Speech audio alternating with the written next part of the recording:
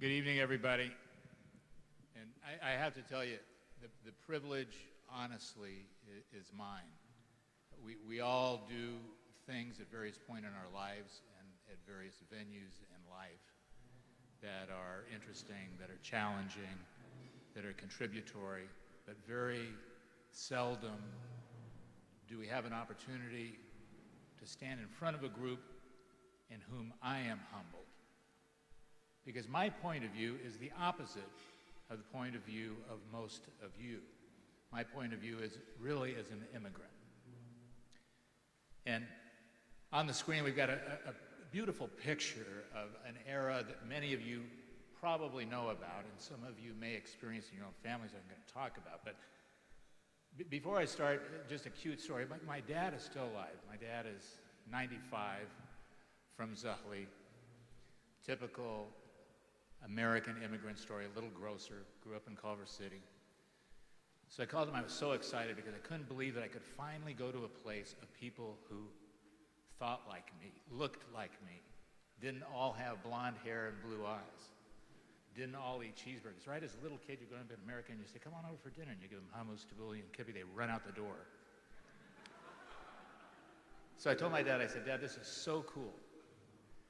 I've been invited with a group of my peers at a benefit for an incredible group, described a little bit of the group, and I said, but I need some of your guidance because I'm the keynote speaker. He said, what?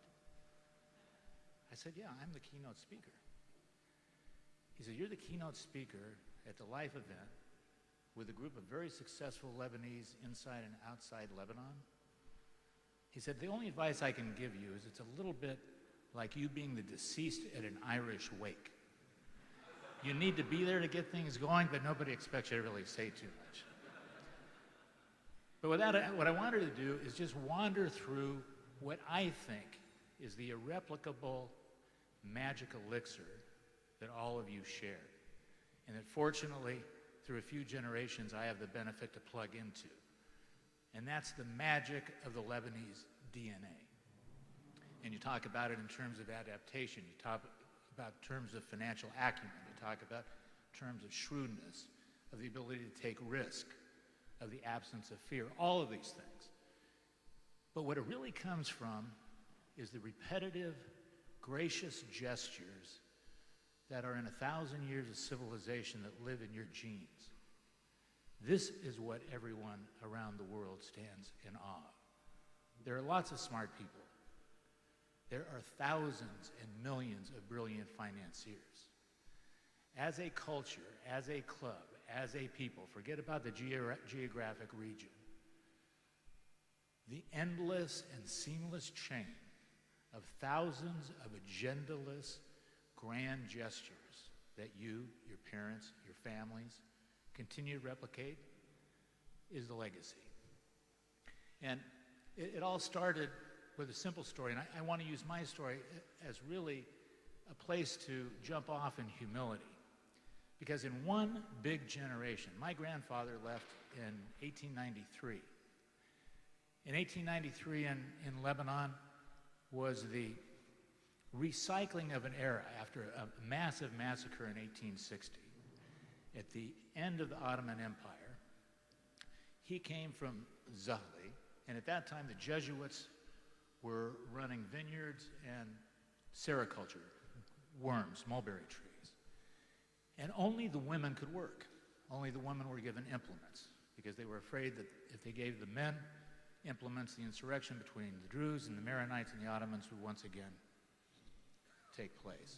So you can imagine these Lebanese mothers kneeling in the vineyards with the hope and the dream of the whispers that came through the valley from Beirut of these venues of freedom, Brazil, Mexico, Australia, the United States. But how in the world could they ever envision their families grabbing a little bit of that freedom? So Joe's grandmother, my grandfather's name was Joe. He was the youngest of 7 boys, 5 older sisters. Grabbed him by the hand at 8 years old, took him from Zuhli to the port of Beirut, bought in Ottoman lira at the time, There was no Lebanese currency. There was no Syrian currency. Put him on a little rowboat, took him out to a cargo ship going to Marseille. One pair of pants, one shirt, one pair of socks, and the most valuable thing for Ellis Island, 3 Ottoman lira. So he climbs on this ship. 6 weeks later, he's in steerage. He's with another 10-year-old boy from another village. And the story is the same for all of them. Gets off the ship, has no family, goes with the Lebanese boy to his uncle's house. The uncle has a little bakery and starts shoveling coal. Shovels coal, it's a dry goods store. The dry goods owner has no way of really selling goods. So other Lebanese are coming and saying, look, if you allow me to have some of these goods, I'll take these goods, I'll go out and sell them on consignment, I'll bring them back, and with the money I'll buy more goods, which they did. And it went on and on and on. So the story of the Lebanese peddler, who at that point in time was selling really off their charm and wit, and this whole era of thousands of Lebanese boys at about that age, 12 to 15, wandered through the West. And as gold and silver took off in the West, they all wandered west on the trains. Those who were successful bought wagons and a horse.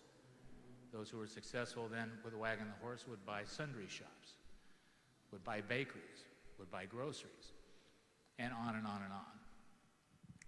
From this, in about 1920, the situation in America started to change, and it was nothing but adversity in America. What they thought they were getting away from in Lebanon was only exemplified in America. In the 1890s in America, there was the Panic of '93, lasted 20 years.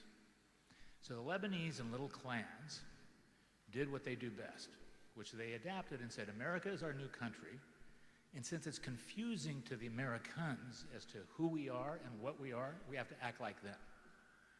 And part of what we've always done is adapted so well that we start to lose ourselves. So fast forward, here I am as a third generation, growing up in LA, in a little regime of Lebanese, curly dark hair. I know that was before the 45 billion of assets. Different than everybody, right? As we grew up, we always knew we were different than everybody. My mother only spoke Arabic and French to her parents. Same with my grandparents, and would only speak English to us. Of course, later I criticized her badly for making such an unbelievable mistake. But I always felt as I was growing up, I was missing something. That there was something very different about me that didn't fit in with everybody else. And there was no education. My mom always used to say, you learn what a man is by listening to your mother, but you learn who a man is by watching your father. And like all Lebanese dads, my dad would take me by the back of my neck, sit me in that store from the time I was 4 years old, and I watched. And I worked, and I said, this is ridiculous. Everybody out there is playing baseball, football, watching Roy Rogers. What am I doing in here 14 hours a day? And I just watch him, and I'd watch one gesture after another. And I'd watch one nice compliment after another, and I'd watch this endless and tireless passion. Never a complaint. And the whole community was like this. So fast forward now, I get out of law school by some miracle. I get hired by a good law firm. And the happenstance of life happens all over as it happens for Lebanese everywhere. As I'm sitting, I'm of course the least prestigious associate, so I have the back office. And I happen to be in there on a Saturday, and the senior partner walks by one day and looks at me and says, aren't you Lebanese? And of course he thought that was a sexual preference at the time. He didn't know exactly what it was. I said, yes. He said, well, do you know anything about gas liquefaction plants? And I said, it's funny you ask. I happen to be an expert. And of course, I had no idea what a gas liquefaction plant was. He says, great, I'm sending it with Fluor to Saudi Arabia on Monday. True story. I went home and I was so excited. I said, Mom, this is unbelievable. You'll never believe where I'm going. She burst into tears for 3 days. Here's her family, all of the agony, the tears, the effort.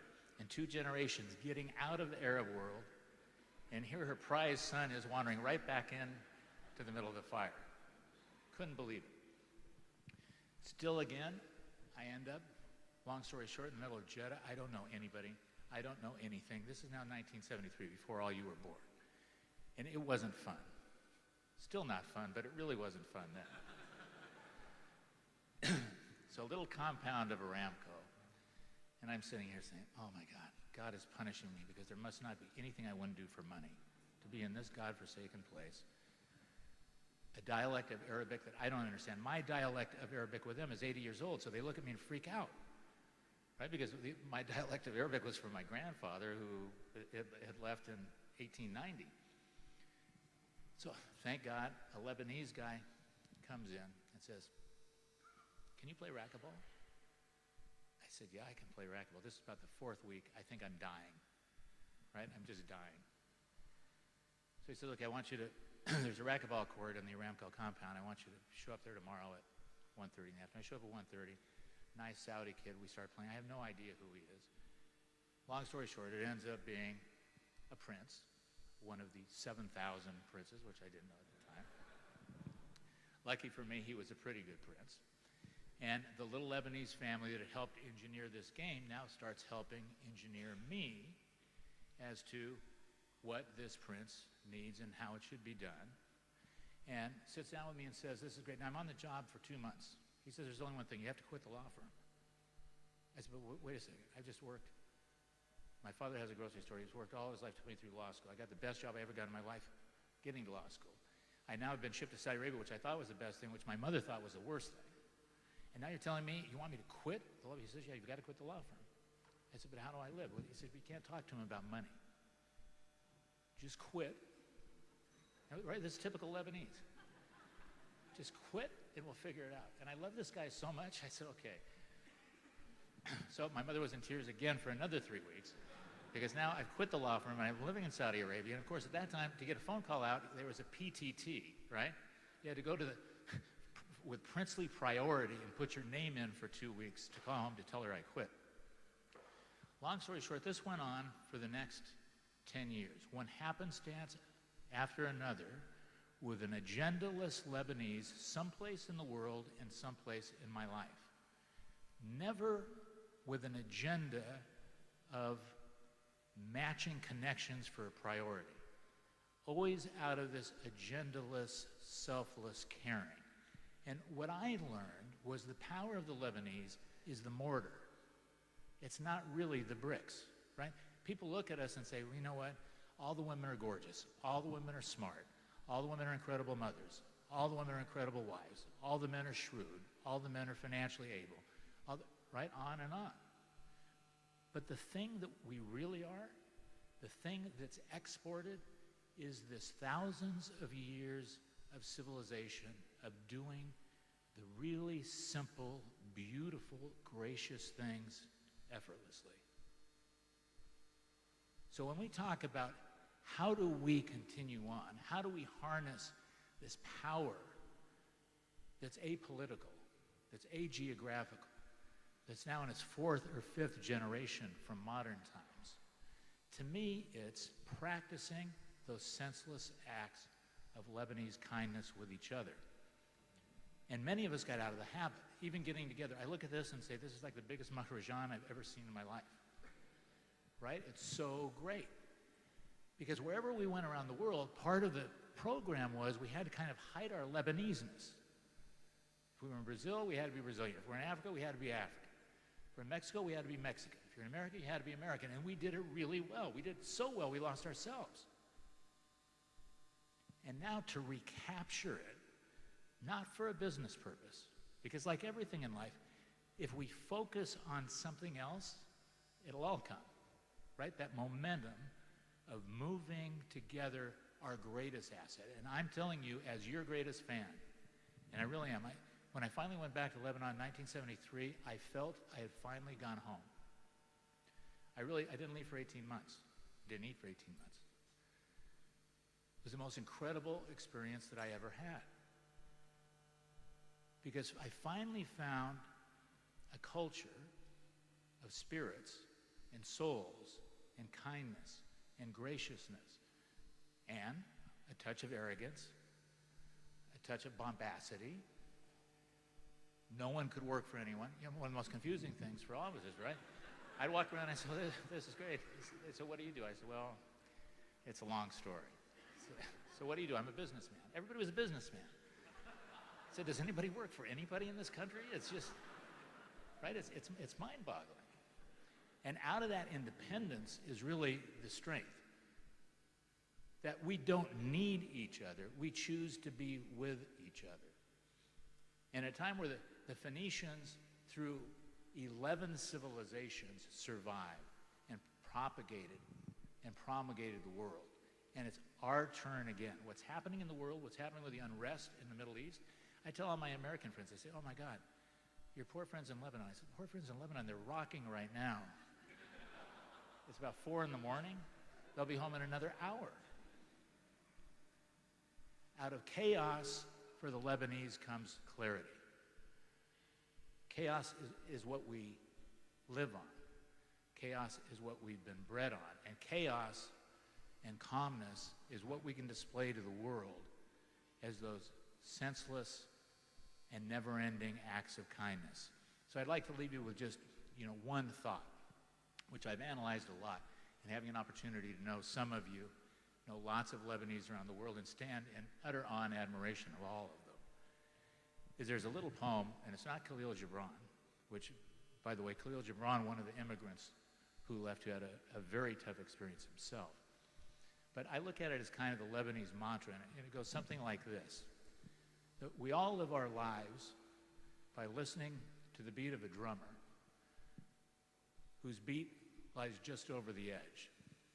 But we can't hear the music or dance to the rhythm until our feet are dangling right over the ledge. The answer for us is rush to the ledge. Let everybody else be conservative. Let everybody else be planned.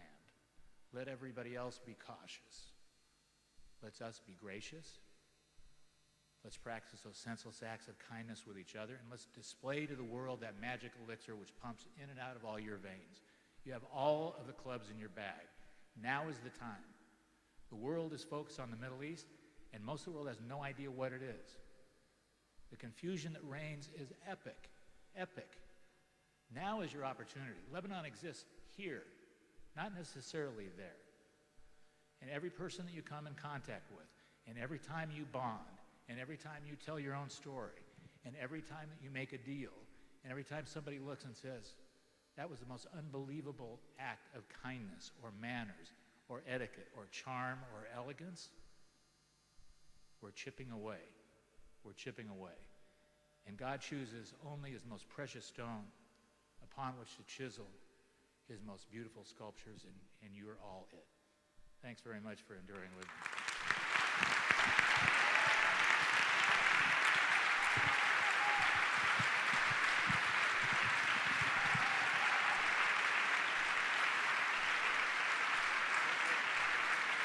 Questions for you.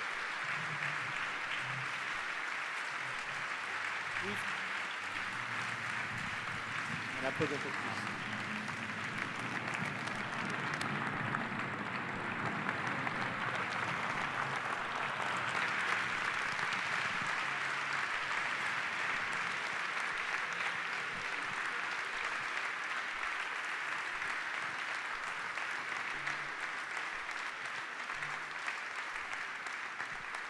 I promise you, wherever my grandfather is, this is the greatest round trip he could have ever anticipated in his life. Thank you.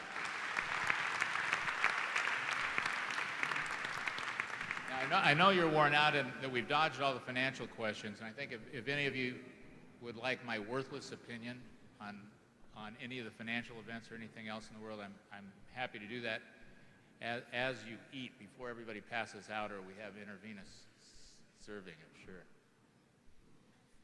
Any questions, reprimands, comments? We're proud of you. Yeah, thank you.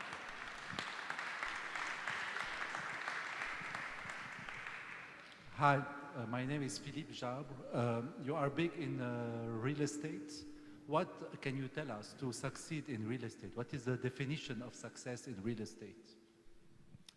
Buy low, sell high. We all try to do that. No, it's a great question. And you know, honestly, the answer is just my personal gut feel, kind of quickly geographically. North America, we can talk about inflation. I don't see inflation. Q1 and Q2 pumped $700 billion into the economy.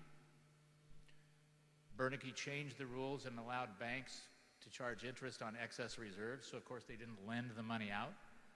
So 650 billion out, 650 billion back in, none of us get it. Everybody's using less of everything. So in America you had a DVD distribution company called Blockbuster, which 14 months ago was a $5 billion market cap company that had 5,000 venues across America. Today it's bankrupt. And you have a digital distributor that has no stores called Netflix, which is $15 billion in value. Largest retailer in the world, Amazon, and on and on and on. All of us using office space have become very conservative, and all of us spending have become smart, and leverage is way down. So the dollar depreciation is what gave the fuel to America. I don't think people gave it enough credit. But the asset inflation that you're feeling is coming from liquidity. It's not really coming from inflation in the asset.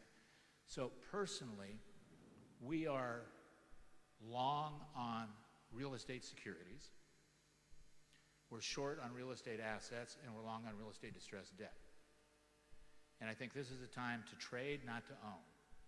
Europe, the same thing. Europe has a lot to deal with. It has sovereign debt. We just moved personal balance sheets and turned them into problem state balance sheets. Capital regulations in the banks are changing. There's a lot of liquidity in certain places. You come to London and you say, are you kidding? Recession? Downturn? You're selling 20 million pound flats like hotcakes. But you go outside of London 10 miles, you have a problem. Paris, same thing. New York, same thing. Rest of the world is still deleveraging. So the emerging markets, different risk profile. I think real estate for the ensuing few years, for those that have the discipline, right? If you're a trader rather than a capital preservationist. Unfortunately, my grandfather didn't have an industrial trust fund to leave me, so I've never known what a real investor is like, right? You just trade. You're better off waiting for those inflection points, which are not yet, right? It never happened. We were all sitting here expecting some major correction in the face of this financial morass, which never really took place because of the excessive liquidity in the system. So we're all sitting looking at each other saying, you know what, assets seem really expensive. Everything seems expensive. Stock market seems expensive. Fixed income seems expensive. Indices are expensive, and real estate feels really expensive. And you have a whole group of people who are running just for yield. So I think inevitably inflation will return to both Europe and the US at some point, and things will calm down in Asia. Asia is on fire. It's hard to find a proxy. So my view on real estate is it's singles and doubles for a long time to come. It's trading opportunities, but it's early. It's early. It's early and we're late. Yes, sir.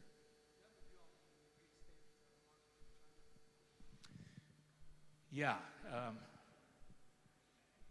We have the smartest people probably in the world in this room. Has anybody ever taken money out of China in real estate? Yeah, this is consistent. We've got one. That's great. This is better than any other group I've been with. The problem with China, again, is finding a proxy that will allow you to repatriate the capital if you've made it. And in a controlled economy, the bubble is really the fear. So it's difficult to find a venue that's outside of a manufacturing or operating platform for real estate, which we found the best. So We have a major investment in Accor. Accor has 4,000 hotels around China. They're doing great. We don't own the hotels. We manage the hotels. We have local Chinese that own them. Same thing with fast food franchises. Same things with retail franchises. But, you know, the beneficiary of what's going on in the Middle East, for sure, is China. The RMB dilemma with the U.S. and how they deal with it and how they deal with the bubble, it's a gigantic real estate bubble in China at the moment.